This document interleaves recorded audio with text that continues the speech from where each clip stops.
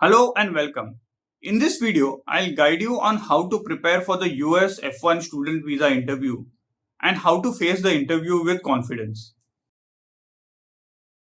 Now, I have made this video from the point of view of a US Masters applicant because most of the students who watch my videos are US Masters applicants. But if you are a bachelor's applicant or a PhD candidate, you can still watch my video and this video is still going to be relevant to you. You will just have to tweak your answers to suit your profile, but the answers would be on similar lines. Now, whenever students think of the F1 visa, the first question that comes to their mind is what documents should I be prepared with? But let me clarify this, and this may come as a surprise to many, that the US F1 visa is not based on any documents. That is, visa officers do not make their decision based on the documents that you provide them. In fact, visa officers do not even check any of your documents. In my experience as a study abroad counselor since 2005, I have not seen a single case where the visa officer has made the visa decision after scrutinizing the student's document. As a matter of fact, if you look at the FAQs on the US consulate website, this is what it says. For the question, how do I prove I can pay for the program and what financial documents will you review? It clearly says that financial documents are not required for visa interviews. Typically, officers will not review these documents and will ask you questions about how you plan to pay.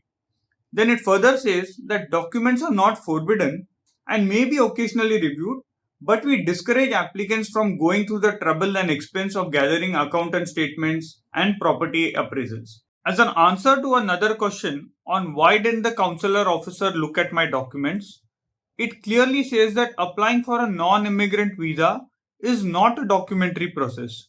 Consular officers never rely only on documents, although they may help support information you provide at the interview.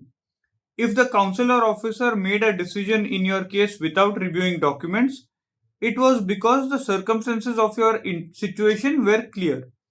If your visa was refused, it is highly unlikely that any document you could provide would significantly alter the consular officer's decision about your case. So then on what basis is a visa officer going to make a decision? Well, the visa officer is going to make a decision based on the questions they ask you and the answers you provide them. The visa officer is not going to make a decision based on any documents. So in the later part of this video, we will discuss what questions would the visa officer typically ask you and how do you go about answering them. Now, before I get into the details of what questions a visa officer would typically ask you and how do you go about answering them, there are a few points that I would like to emphasize on. The first one is that the US F1 visa process is a very simple process. Don't be scared about it. There are a lot of people, including some of your fellow students, who might try to scare you and make you believe that this is a very complex or a complicated process, but actually it's not. The US visa process is one of the simplest visa process that I have ever seen. The second point that I would like to emphasize on is be honest during your interview. I mean, do not give answers that you have actually made up just for the sake of visa. Another point that I would like to emphasize on is that treat the visa interview as if it's going to be more of a casual conversation that you're going to have with the visa officer. So don't prepare for it the way you would prepare for a public speaking event. The visa interview is going to be a very casual conversation, more like a coffee table conversation that you might generally have with a stranger at a cafe. Say, for instance, you are traveling to the US to pursue your master's, and your co passenger in the flight starts having a conversation with you. Now, for example, this person might ask you, why are you going to the US? And you say, I'm going to the US to pursue my master's at so and so university, and I'm planning to do my master's in so and so subject. Now, out of further curiosity, this person might ask you, why have you decided to go to this particular university? Now, you would not tell your co-passenger that you have decided to go to this university because the program here aligns with my area of interest. You would rather try to explain why you have decided to go to this university, what aspects of the program did you like, and so on.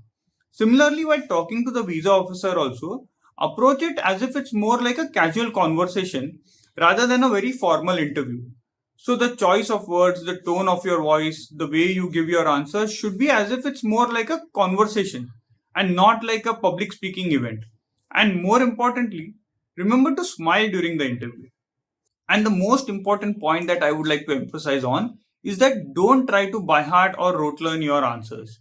One of the most commonly made mistakes by students is that they try to write down all possible questions that a visa officer could ask them.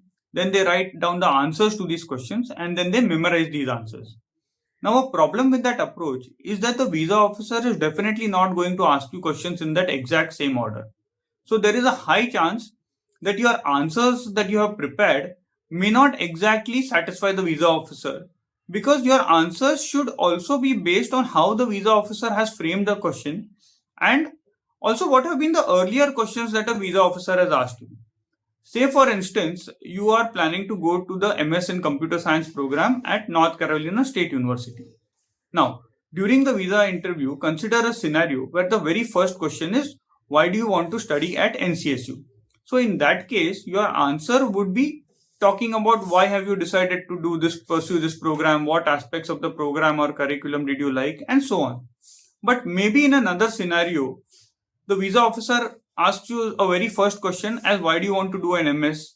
Why do you want to do a master's in computer science? And at a later point, asks you about the admits that you have received and then asks you why do you want to study at NCSU? So in this scenario, the visa officer is kind of expecting a comparison between your admits and why have you decided to go to NCSU and not another university. Although the question might be similar, why do you want to study at NCSU? But based on at what point it is asked and what has been the earlier conversation, your answer to that would be different. But if you have one standard answer that you have by hearted for every question, like that if the visa officer asks me why do I want to study at NCSU, this is an answer that I would give. Now that may not work. So what you have to do is only kind of remember what are the key aspects about your profile that you need to talk about, what aspects about the university that you need to talk about. So only have these highlighted points in your head, and based on how the conversation goes or what kind of questions the visa officer asks you, you will have to bring forth these points. Now it is okay to take a break in your conversation. That is, it is okay to stop, have pauses in your conversation. It is okay to even fumble. That is absolutely no problem. But don't give very by-hearted or scripted answers, because one of the most frequently given comment by visa officers, especially when they reject visas, is that I don't find your answers very honest and your answers appear to be very scripted. So that is a comment that many students who have their visas rejected get from the visa officer. And hence, I would very strongly recommend that don't by heart your answers. Just remember the highlighting key points, and you should be you should be well prepared to face the visa interview. Now, as far as the actual visa interview goes, the visa officer is going to ask you questions that would help them make an evaluation on two important factors. The first one is your preparedness and clarity in terms of your future educational plans. And the second is, do you have the funds to pay for your education? Now, the first few set of questions that a visa officer is going to ask you are generally going to revolve around your plans of pursuing your master's. Now, these could be like, why do you want to go to the US? Or why do you want to pursue your master's? Or sometimes it could be as specific as why do you want to pursue your master's in analytics at NCSU, assuming that is the university that you are planning to go to. Now, whatever be the question, listen to the question carefully and accordingly frame an answer. But what you should not do is give a very generic answers, because visa officers do not like such generic answers. Like, don't say that I want to pursue my master's at NCSU because this program aligns with my area of interest. Now, the phrase this program aligns with my area of interest is a very generic phrase. I mean, any student pursuing their master's or bachelor's or PhD or any program can actually say this and that fits in. But what visa officers want to listen to is personalized answers. They want to listen to your story. So tell them your story. Tell them what has been your thought process behind pursuing a master's and why have you specifically chosen this particular university. So you could tell them a little bit about your background if that is relevant, something about your work experience. You could also bring in aspects about your future career plans and how this program actually binds in. So for instance, you could say that I have completed my bachelor's in IT engineering and I have 1 year of experience where I have worked on so and so technologies. And now I want to improve my skills, especially in areas of, say, data visualization, deep learning, machine learning. And that is exactly the reason why I want to pursue my master's in analytics at NCSU, because this program allows me to do so. So this is the kind of answer that you will have to give to visa officer, where you are actually telling them your story. It should be a personalized answer and not a very generic answer. You could also talk about aspects of the program that you really liked. For example, you could talk about the curriculum, the specializations that they offer. If there are opportunities to work on live industry projects as part of the program, then you could mention that. If you liked a particular faculty's profile, you could mention that. So again, there is nothing that you should definitely mention or you should definitely not mention. But whatever you feel has been the highlights of this program that actually made you decide to apply to this program and choose this as your final university is what you should discuss in your answer. The key here is to keep the answer as personalized as possible and not give a very generic answer. Now, sometimes the very first question that the visa officer can ask you is, why do you want to go to the USA? Now, at that point, you could simply say that I want to go to the USA to pursue my master's in analytics at North Carolina State University. And you might as well stop at that. But by looking at the visa officer, if you feel that the visa officer is expecting something more, then you could continue saying, why specifically have you chosen NCSU? Like, you could talk about your profile a little bit, and how this program aligns with your areas of interest. I mean, don't use the phrase because this program aligns with your area of interest, but talk about your interests, talk about what your future goals are, what exactly are your interests, and how this program offers a curriculum and other aspects that would actually help you nurture your interest. So, like I said earlier, there is no one standard answer for each question. It depends on the situation. It depends on what point in the discussion is the question asked. And that's why I would like to again re-emphasize that don't try to write answers for every question, or don't try to by heart answers for every question. Based on what the question is, you will then have to frame the answer. And since it is going to be more of a conversation, you will also have to kind of understand what the visa officer is expecting from you. By their tone of voice, by their overall body language, you will get a good feel that okay, this person is expecting something more from me. So then you can speak more. Again, there are no rules on that you should keep your answers within 30 seconds or finish your answers within 30 seconds, or you should talk for a minute. So as I said earlier, this is a conversation. This is not an interview. There are no rules.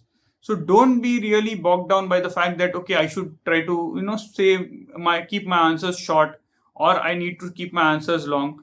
If the situation demands that you need to talk for a minute or two, do that. If you think that yes, you have answered the question and your answer is done in say 10 seconds, that is also absolutely fine. So there are no right or wrong answers. There are no time limits that you should keep in mind. So don't try to get too much bogged down by all these factors that okay, I need to keep my answer short, I need to give long answers, or I need to use such kind of words.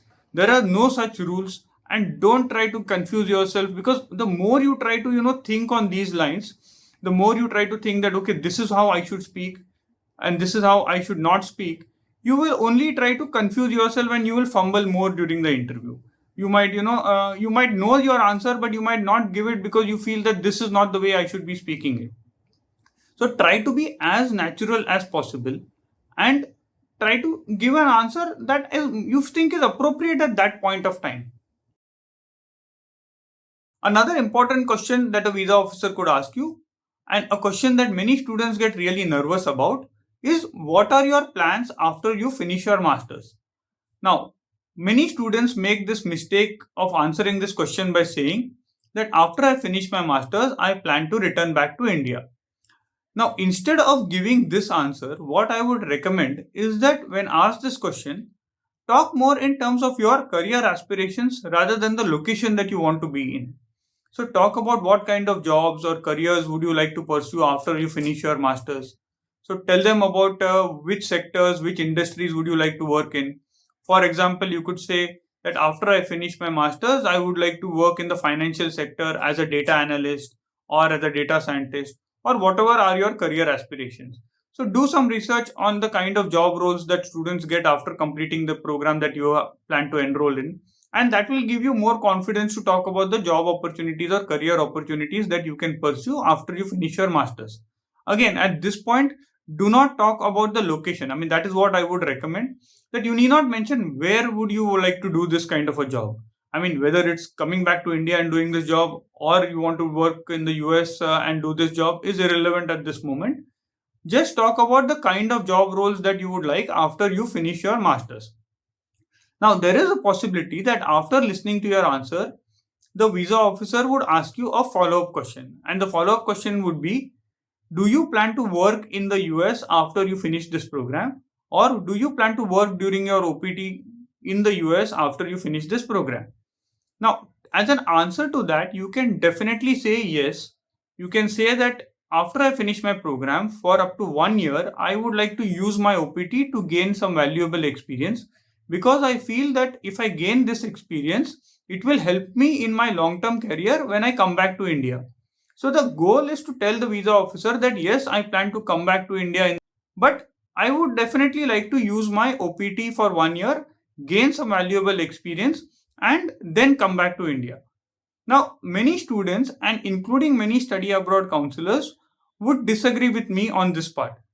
There is a strong opinion amongst many people which says that you should never tell the visa officer that you would work in the US during your OPT. But I completely disagree to that, because the OPT has been designed for this very specific purpose. I mean, the whole objective of the OPT is to give students an opportunity to work on the student visa itself. Now, you need to understand that there is a difference between working in the US and working on the OPT. And many people don't understand this difference, and hence this opinion. Yes, I completely understand that visa officers are looking at students because the student visa is a non-immigrant visa. They are looking at students who would like to go study and eventually return back to India. I mean, that is the whole plan. But it doesn't mean that they should not be using the OPT, or even for that matter the CPT, which is required for your summer internship program. So those are part of your student visa itself. Your student visa has a built-in program known as the OPT program, which allows you to gain relevant work experience. And again, I use the term relevant work experience because the OPT has been designed for that purpose, where students can gain relevant experience, add to their knowledge, and then return back to their home country. So telling the visa officer that yes, you would take advantage of the OPT, gain that relevant experience, which will kind of enhance my learning that I have learned in my masters, gain that practical experience, and come back to India is absolutely fine. You need not worry about telling this to the visa officer, because it makes more practical sense also to do that. I mean, why would you not want to gain practical experience when you have the opportunity to do that? The idea is to enhance your knowledge, not just to live in the US forever. I mean, if you tell the visa officer, yes, that I want to live and settle down in the US forever, yes, that is something that would definitely raise a red flag, and I would not recommend doing that. But telling the visa officer that you would use your OPT and then come back to India is absolutely fine.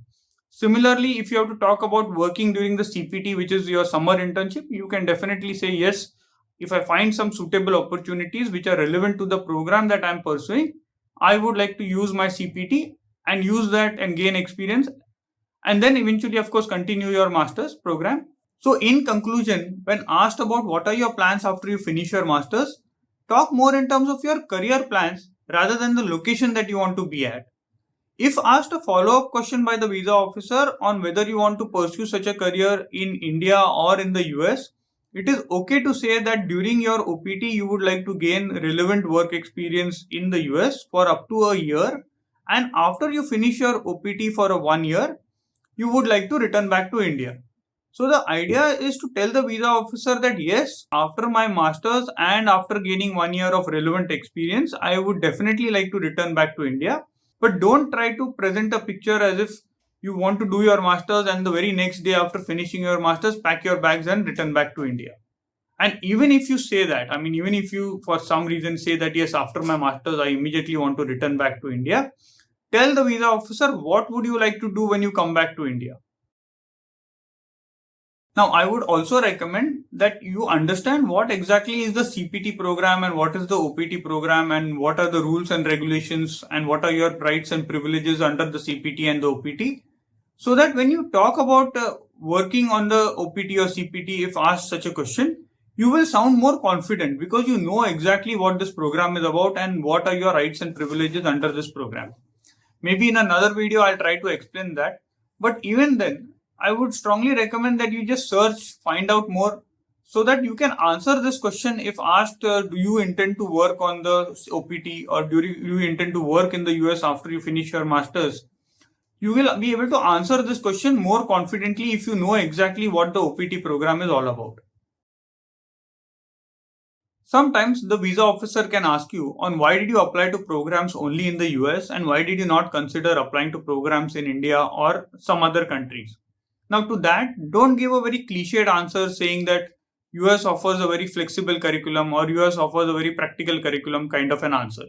Rather tell the visa officer that since I was interested say in analytics or mechanical engineering or computer science or whatever it is, and when I was researching universities, I looked at universities in India. I also looked at universities in Australia or the UK or some other country.